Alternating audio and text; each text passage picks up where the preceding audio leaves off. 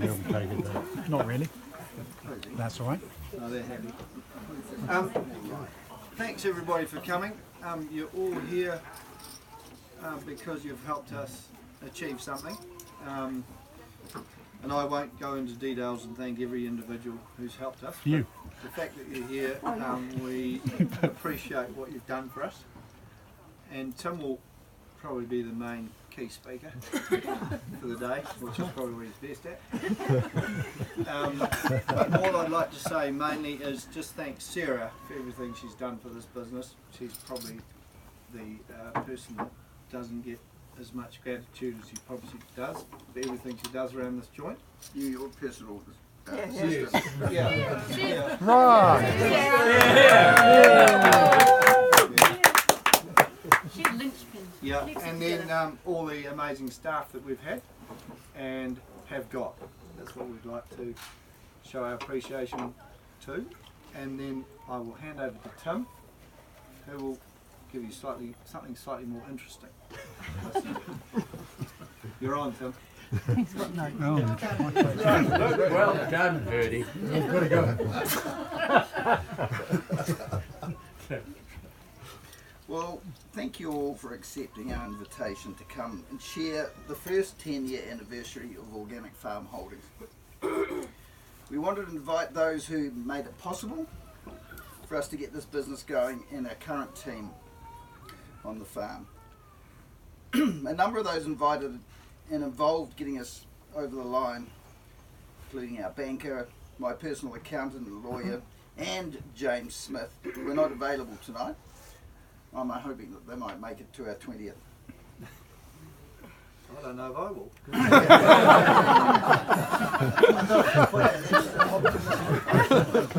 Oh, come on. I know many of you might have heard how we got going, but I'll quickly repeat it. In 2003, my brother Matt was doing a one-man show in the UK, and I'd gone over there to be a groupie.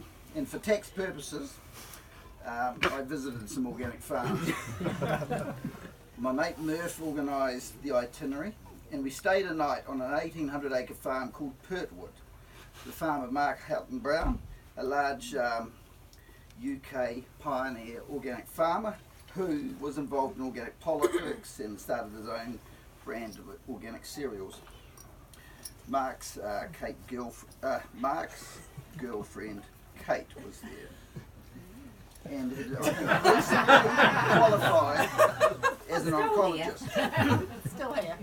I remember Kate saying something like, "I'm going home, I've got work to do, and you will be getting into the red wine." And Mark mumbled something back. At one point during the night, Mark said, "I wouldn't mind one day buying a farm in New Zealand." A couple of years later, I heard that Mark and Kate had moved to New Zealand and were living north of Auckland, but planned to move to Nelson. And in November 2007, I called Mark and asked him if he wanted to have a look at a farm for sale north of Kaikoura at Kekerang. It was called Matiawa, and it sort of looked interesting to me. And so on December the 3rd, Mark and I met at the Kekerang store, had a coffee, and drove up the road and met to meet Andrew and Sarah, who were leasing Matiawa.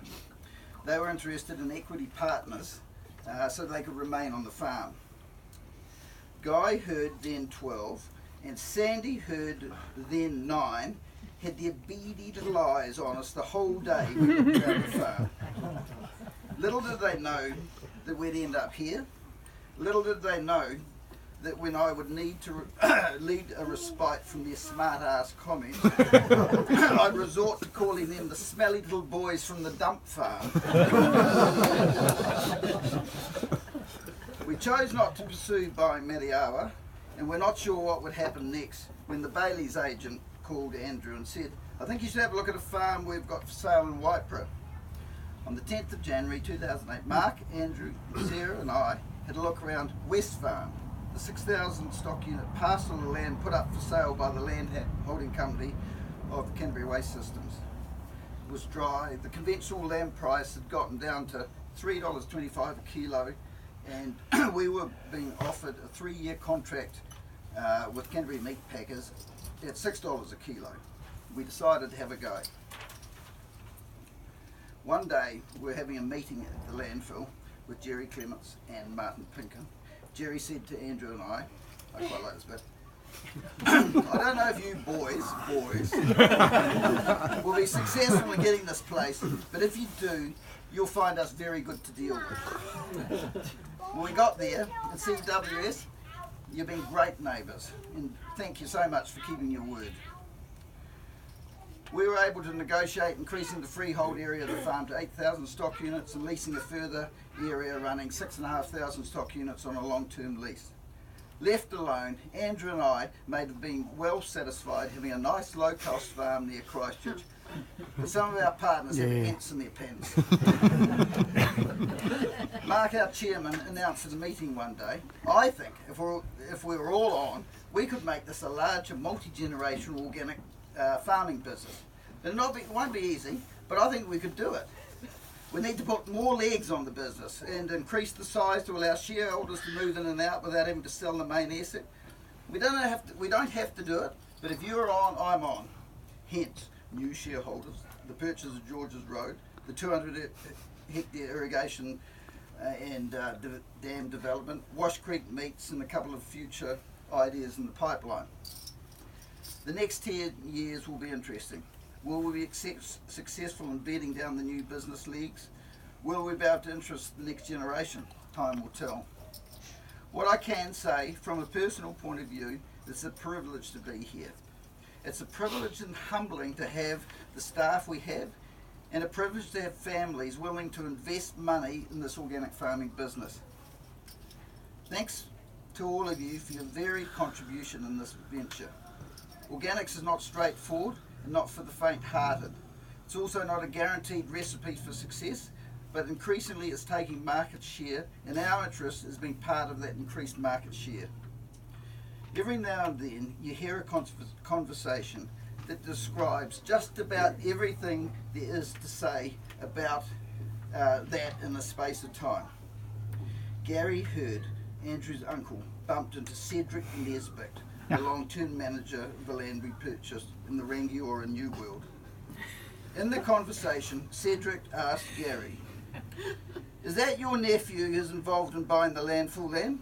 Gary said, "Yes, I think so." Then Cedric went on to ask, "Is it true that they're going to run it organically?" To which Gary was able to answer with absolute authority, "I can tell you, there's no way that will happen. As there's no queer bastards in the herd family." Andrew, I'm very sorry for turning you into a queer bastard. I'd like you all to charge your glasses and toast yourselves for being part of making the first 10 years a success. Thank you. Well done,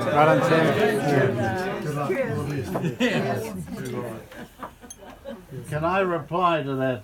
He's not queer. Is that what you're going to say? Being the younger brother of Gary. But not, your parents aren't here, but there is another grandfather here, Pete McFarlane, and myself. I just congratulate you guys on what you've done here, and also the landfill people that have helped. And I congratulate you heartily and look forward to the next decade. All right? Yeah.